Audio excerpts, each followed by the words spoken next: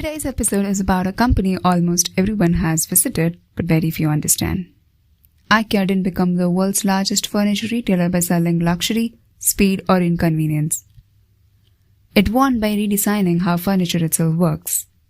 This is the story of Ikea and how cost leadership was built through design.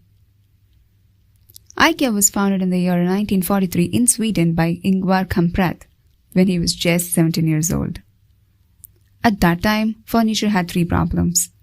It was expensive, it was bulky, and it was controlled by local carpenters and showrooms. Furniture pricing wasn't transparent. Margins were high. Distribution was inefficient. Kamprad saw an opportunity. What if furniture could be treated like mass market product, not a craft item? Initially, Ikea didn't even make furniture. It sold pens, wallets, and small household goods by mail order. Furniture came later. And that's where everything changed. In the 1950s, Ikea faced a serious problem. Commentators pressured suppliers not to sell to Ikea because Ikea's prices were too low.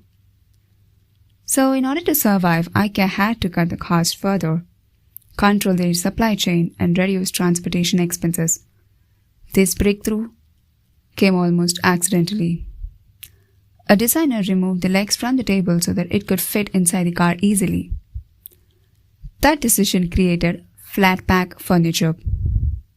To be honest, this changed everything. The shipping costs dropped drastically, warehouses became cheaper, damage during transport reduced, and customers did the assembly themselves. Ikea didn't just redesign furniture, it redesigned who does the work. So the assembling shifted from the company to the customers. Ikea's real innovation is not furniture, it's the design for cost. Every Ikea product is designed backwards from the cost constraints, like how many units fits on a pallet, how many screws are needed, how long assembly takes, whether parts can be reused across products. Designers at Ikea are not asked, like what looks good, stuff like that. They are asked, how do we achieve the lowest possible cost without sacrificing function and quality? This approach is formalized into Ikea as democratic design. Democratic design is Ikea's internal framework for product development. It is based on 5 dimensions, not 2. Most companies balance price and quality. Ikea adds 3 more: function, form, and sustainability. A product is considered well designed at Ikea only when all 5 dimensions are in a balance. That balance is what called democratic design. This explains why the products are affordable but not disposable. Designs are simple and not luxurious. Materials are optimized, not excessive. Sustainability is engineered into cost decisions. Low price is not achieved by cutting corners. It is achieved by design discipline. Even Ikea stores follow the same logic.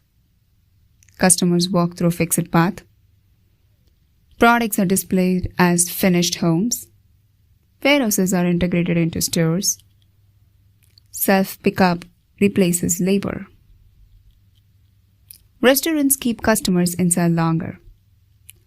Low price increase volume. Volume compensates for thin margins.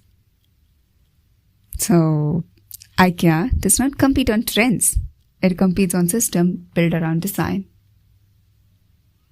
This model has cost. Assembly frustrates customers. Limited customization. Store requires large physical space. Urban expansion is difficult, whereas Ikea chooses standardization over personalization. Efficiency over convenience. Scale over speed. These were deliberate trade-offs, not mistakes.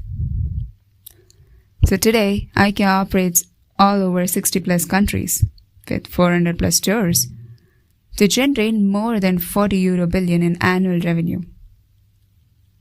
It remains privately owned. While the competitors chase fast furniture and online-only models, Ikea continues redefining the same system. Not changing the model, just tightening it. Here's the key lesson from Ikea. Cost leadership is not about being cheap. It's about designing every decision around efficiency. Ikea didn't win by lowering standards. It won by redefining what standards actually matter. That was Ikea, cost leadership through design. So the next episode is about Nokia, where hardware loyalty over software shift. This is one company, one story.